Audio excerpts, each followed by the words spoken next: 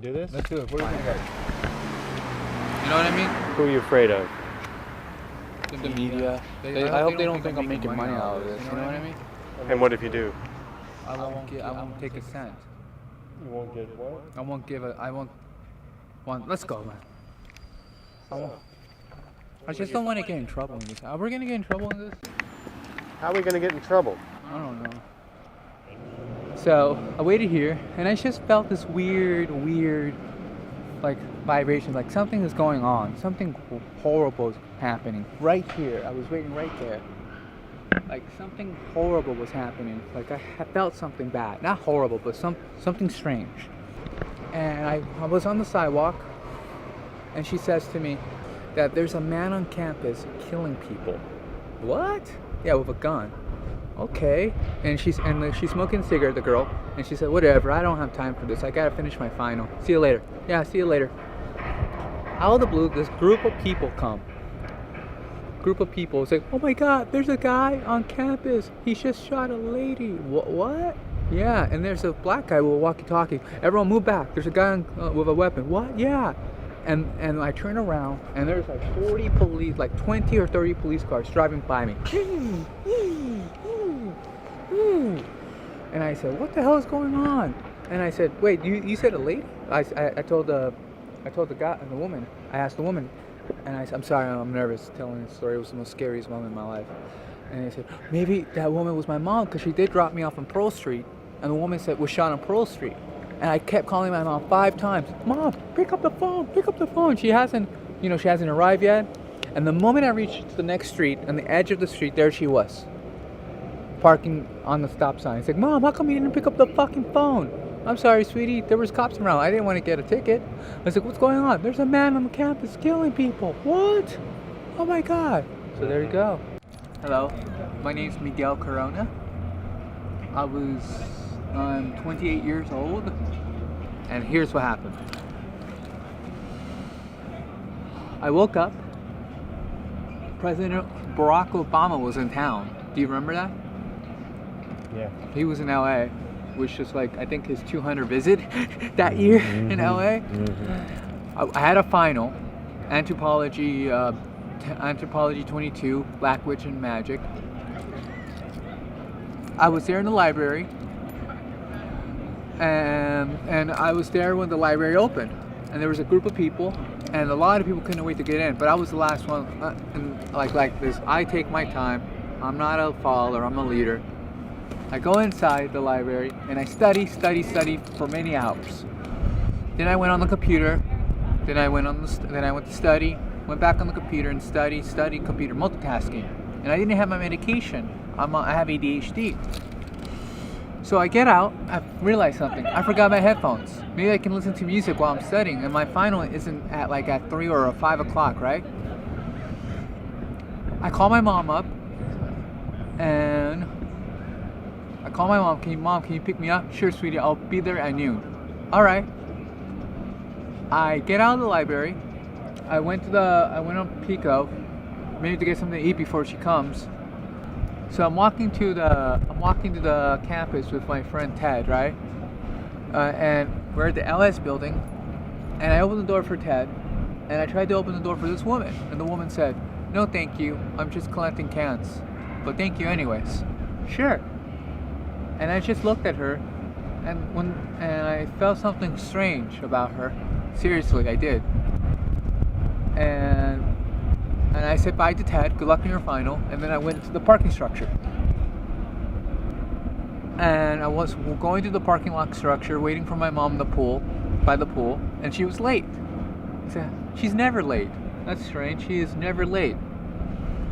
And I waited for a couple minutes, and I felt something very strange, like something strange was going on. And then I go to the sidewalk, and I said to myself, my mom's never late, okay. And then the moment I come to the sidewalk, there was this woman was yelling something at the car, rah, rah, rah, rah, rah, rah. And I said, the girl said, you know what that crazy lady just said? And there was this girl smoking a cigarette by the sidewalk. And she said, she said that there's a guy on campus killing people. What? Yeah, whatever, she's crazy, she's on crack. I don't have time for this shit. I have a final to go. All right. And I said, good luck on your final. And she said, thank you. Then out of the blue, this group of people comes like, there's a guy on campus killing people. What? Yeah, he just shot this lady on the head. What? How can that happen? And I said, okay, let's get the fuck.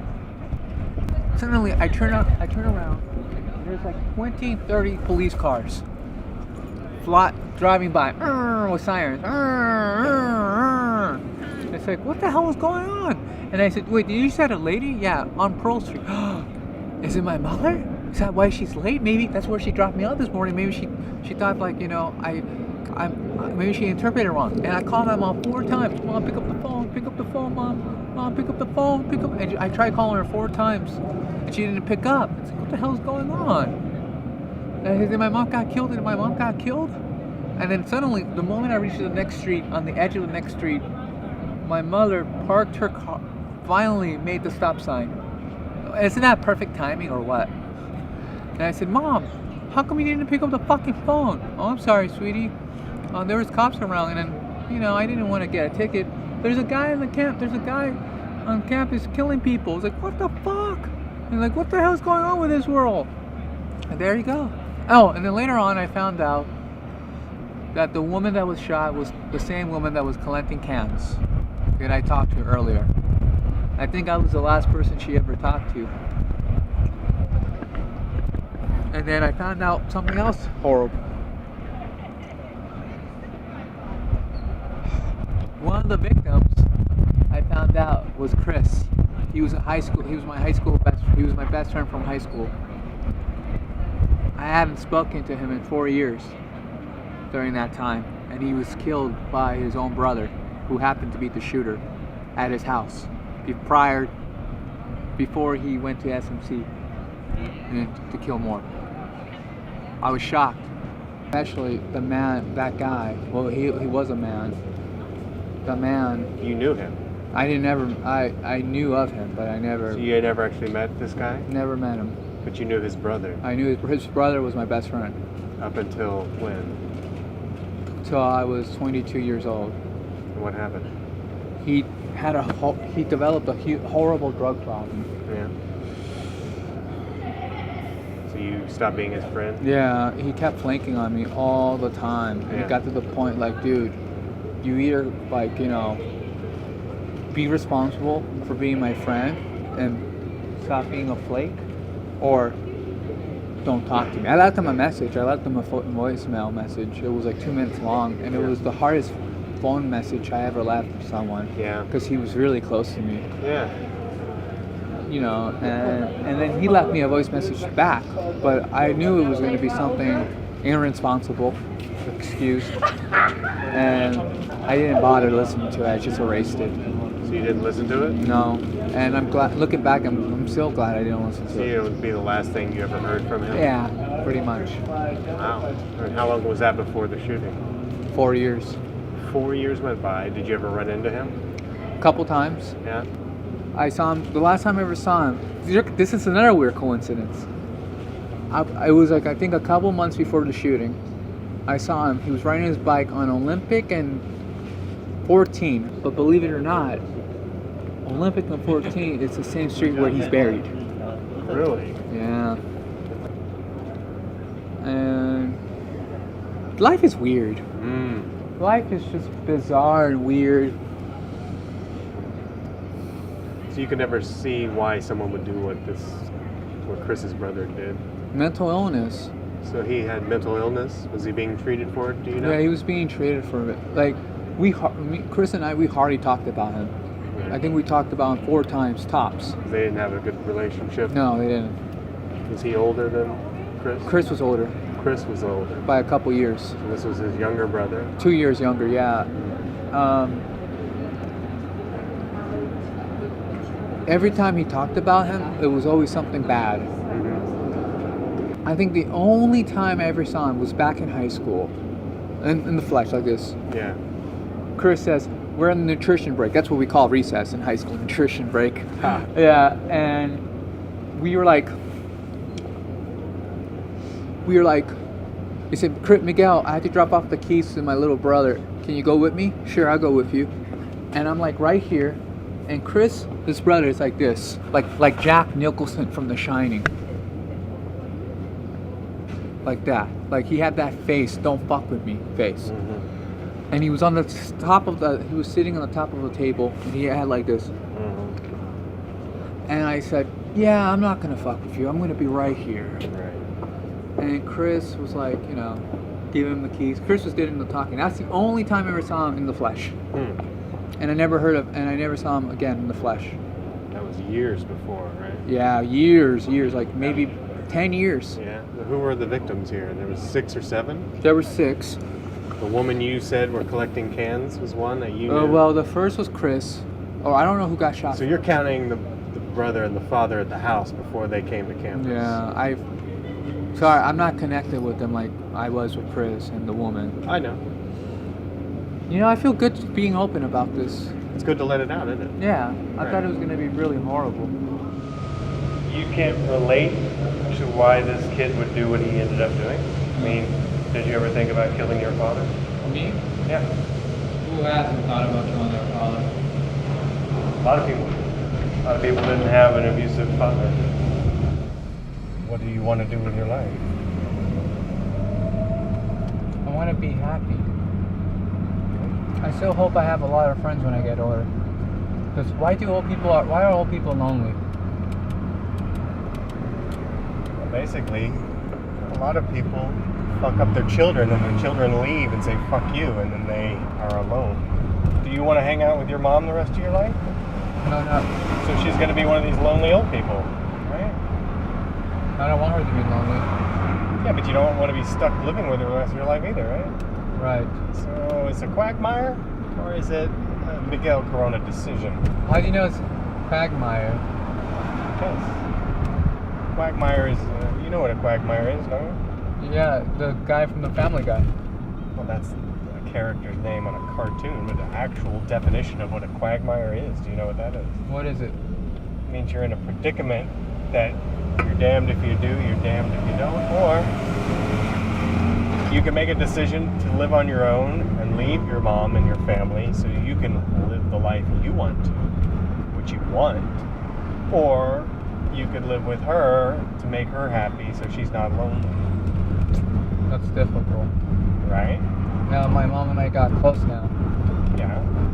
So what do you want to do with your life now? Girls just want to have fun. Okay. Girls do you guys? Yes. So what do you want to do with your life?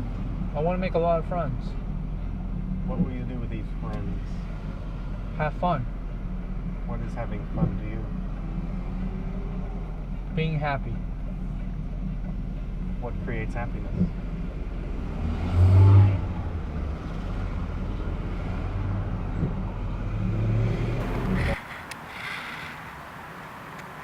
You know, I see people taking selfies here. Because why? It's a crime scene? Mm-hmm. So what was the story? This is where my best friend died. Chris, you know, was shot in the chest. That's what I heard. Mm-hmm. I don't know. I think the dad got it first. And then he shot Chris. Burned down the house. Saw a car driving right here. Carjacked a woman, I believe. He said to her, drive or I'll fucking kill you. Just listen to whatever I have to say. They make a right turn on that street. And guess what he does? He gets out, he puts half his body outside the window and he shoots some people on an ongoing bus. And I didn't realize that I think one of my classmates was on that bus. Forgot her name now. It's a big blue bus, right? Yeah. And then he goes to Pearl Street. Mm-hmm. They go to SMC. Mm-hmm. And that's when he killed the woman, the lady. I mean, the lady and the dad. Oh, right, in the truck. Yeah. I'll tell you something really bizarre that happened to me here once, a year after. Well, 2 years after the shootings, I came here Mm-hmm. to pay my respects Mm-hmm. to Chris's house. And there was these two hobos. They weren't hobos, but they had a big truck, a big truck. Yeah. And they were pouring whiskey on the house ground. Oh, really? Yeah, to They pay were the doing respect. their own respect? Yeah, and they asked me like, "Oh, you knew the guy?" Yeah, and we were talking, Mm-hmm. and I felt kind of scared of them because I didn't know who they were. Hobos. Right? Yeah, and you know what he told me? Mm. He told me something bizarre before I left. Mm. If you don't forget about the past, son, you're about to drown. Mm. That was the most scariest synchronistic thing. How did he get the guns? What I heard that took him years. He collected them? Yeah, collect them, I think. Gun shows? They had a history of mental illness. How did he get a gun in California? Is it that easy? Illegally or legally? Illegally, I bet. I think, but it's not illegal to buy the parts. So he was buying parts so he could put them together. Like a puzzle.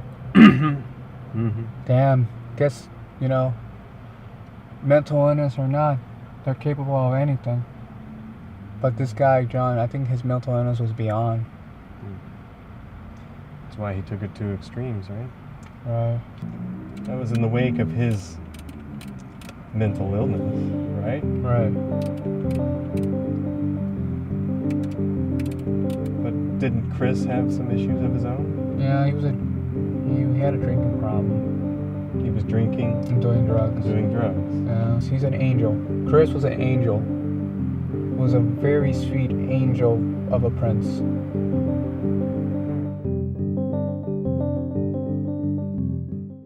So you ready to clear this emotional burden? After all this, I need a smoke. I really do now. Well, you want to do some energy work? Yeah, sure. All right. So take off your glasses. Do we Close have to your be eyes. here? Okay. Yes. This is the scene of the crime. Take a deep breath. And let it out. Take another deep breath in. And let it out. One more deep breath. And let it out.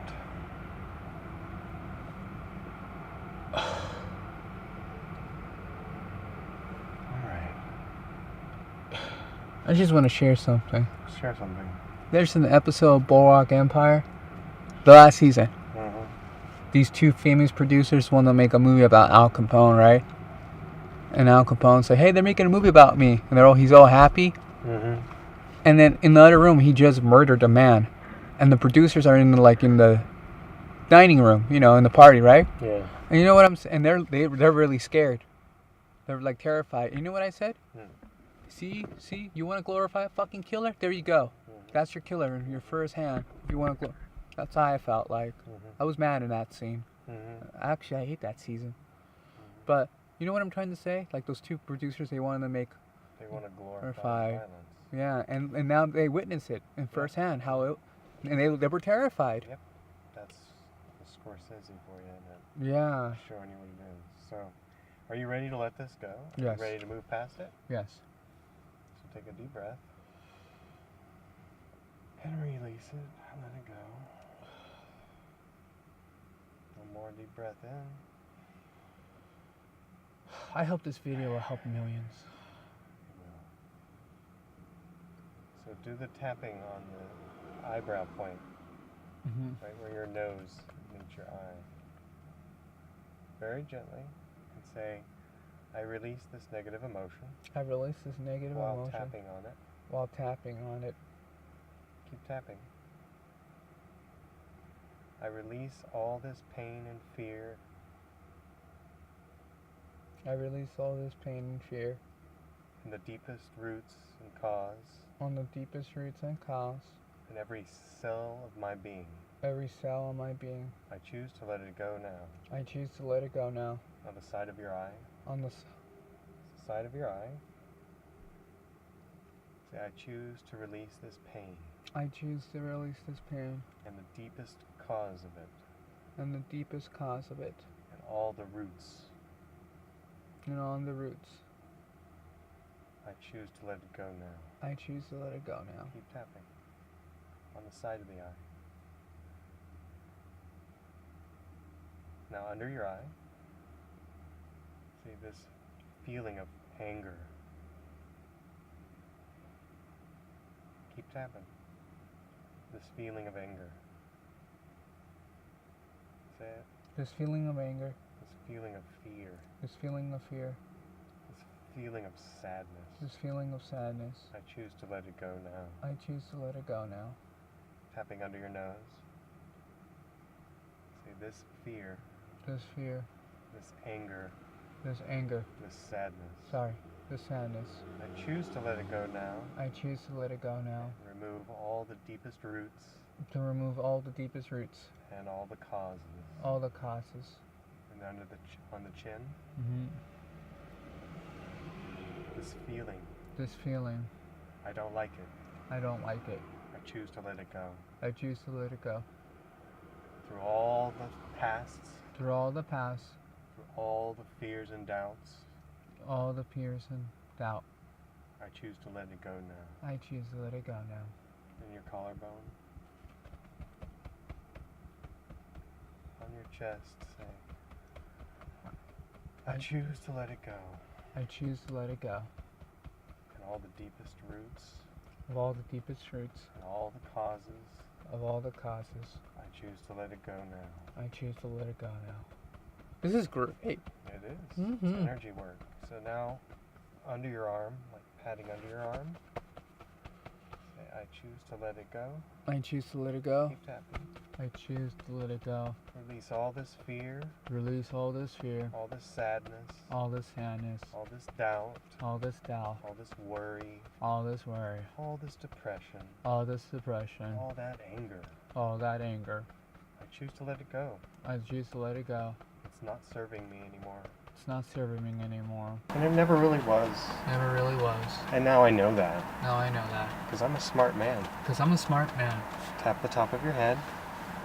And I choose to allow in peace and love. And I choose to allow peace and love. Because my brain is healthy. Because my brain is healthy. I don't have any disorders. I don't have any disorder. I don't have any diseases. I don't have any diseases. Everything that was told to me Everything that was told to me was a complete and total lie. was a complete and total lie. I am actually very healthy. I am actually very happy. I know how to think. I know how to think. I know just what to do I know what to do. in body, mind, and spirit. In body, mind, and spirit. Close your eyes. Take a deep breath.